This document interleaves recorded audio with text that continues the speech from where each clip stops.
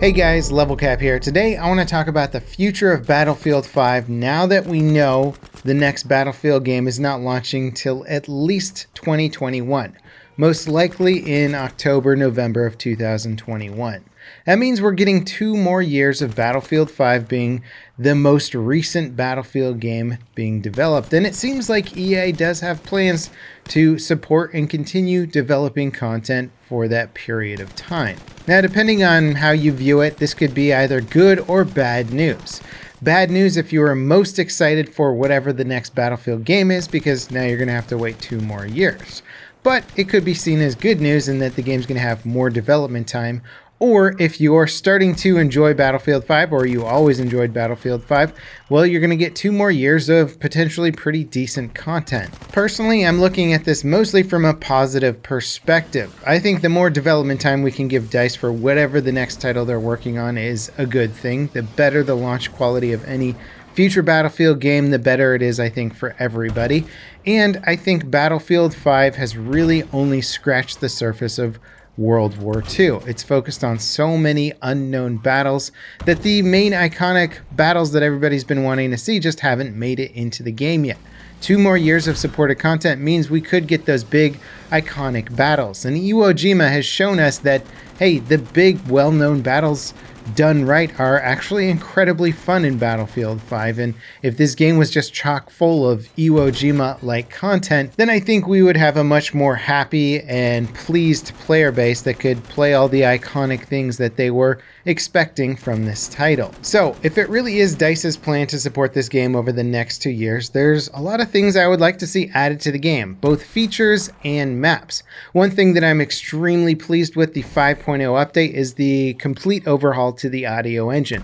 This was one of my top issues with Battlefield 5, and seeing DICE really get into the core fundamentals of this problem and design it from the ground up all over again has made a huge difference, and it also shows to me that they're serious about pushing forward with this game. Now, there are some other fundamental changes that I think would affect the entire game going forward that need to be made as soon as possible. My next top issue on that list is air versus ground relationship. Flying aircraft in Battlefield 5 is probably some of the worst piloting experiences in a Battlefield game to date, and that's really disappointing considering that this is a World War II game, which is probably one of the most interesting theaters of war, especially when it comes to aerial combat. I think DICE needs to redesign aerial combat and air-to-ground combat from the ground up, maybe looking at Battlefield 1 as a blueprint or a starting place for that. Maybe even reconsider some of the spotting mechanics for pilots specifically so they can give them more precision-based weapons and more skill-based aiming and shooting mechanics rather than splash damage and bombing mechanics. Now, the next fundamental change that DICE needs to make is something that is just so obvious and has been talked about by just about anyone who's been vocal about this game and what needs to change, is the assignment system, the UI, the organization of those assignments, the writing of those assignments, and the assignments themselves, which lend to extremely unfun and counterintuitive gameplay. I made a decision several months back to really just stop focusing on the assignments and getting golden weapon skins because it was making me not enjoy this game and rage at this game so much. And honestly, I've been having a much better time now that I've just turn myself off to any sort of progression system here, which sucks because I actually really like progression systems. I've been enjoying the Call of Duty Modern Warfare progression system. DICE needs to completely redesign the UI behind their assignment system, the writing of it, how you can equip and activate assignments, and how much players have to focus on doing really odd specific things. Just make it basic, let us enjoy the game, make the assignments based more on how much you use a weapon or how many players you kill with a weapon in total, rather than how much stuff you can get accomplished in one game.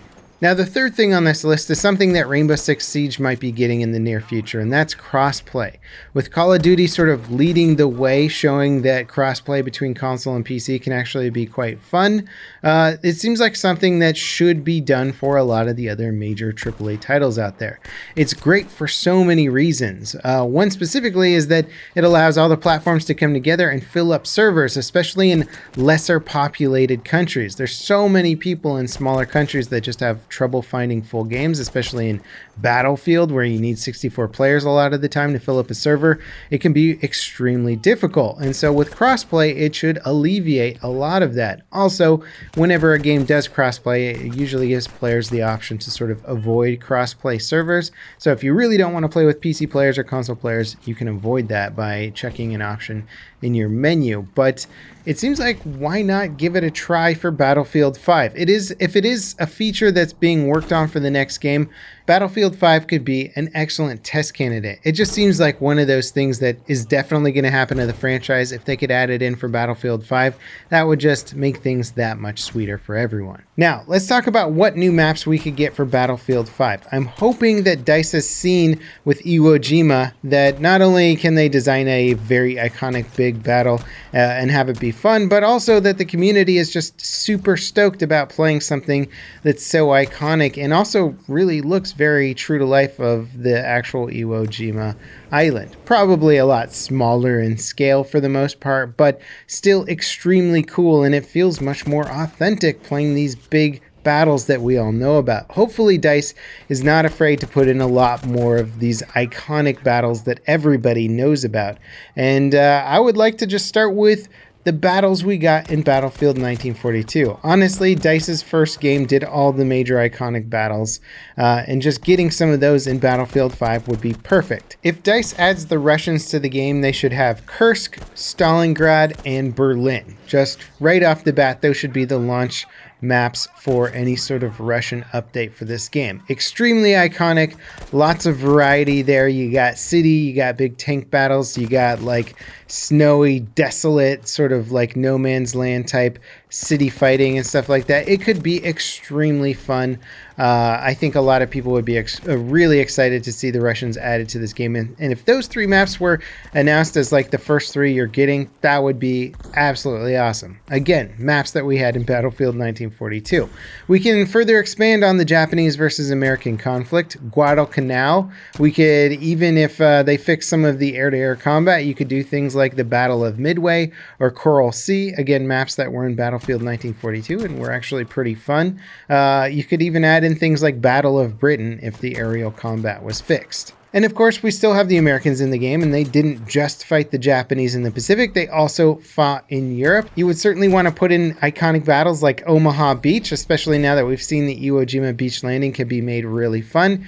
You could do a D-Day paratrooping map, and you could also certainly do maps like Battle of the Bulge to mix it up for some really fun snowy combat. I mean, there's a lot you could do with the American-European theater of war. And there's still so many more iconic battles that once you get all the factions and all the vehicles added in there, plenty of little add-on maps could be popped in here and there that would just be fun fan service, you know, like Operation Market Garden, El Alamein, Tobruk. The list really just becomes endless when you start thinking about all the really big iconic World War II battles. And then at that point, I feel like players wouldn't really mind as much if DICE wanted to insert like lesser known battles here and there that they thought were interesting, as long as we had a lot of the big iconic ones in the game. So I just think that seems like a very cool plan going forward. Battlefield 5, especially with this audio update and seeing how cool Iwo Jima is and how fun it is to play US versus Japan in these island hopping maps. I'm impressed with the latest update to the game. If DICE can continue to deliver content like this on a, again, more regular basis, which is very important. The amount of content DICE has delivered to us in this latest patch has been a little bit smaller than a typical DICE DLC. So if they can continue making content at a decent pace or even a faster pace and keep players engaged and interested, especially with brand new map content and showing off new locations of the war, that will keep players interested in coming back. I mean, I feel like the Pacific update generated a lot of hype and a lot of interest in this game, and people who got back in and played it almost certainly enjoyed it. So, I mean, keep it up, DICE. Maybe Battlefield 5 can make that comeback that I've been hoping it would make for a long time.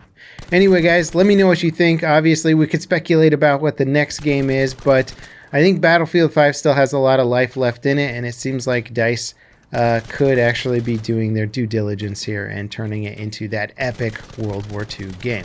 Thanks for watching, guys, and I'll see you next time. This is Level Cap signing off.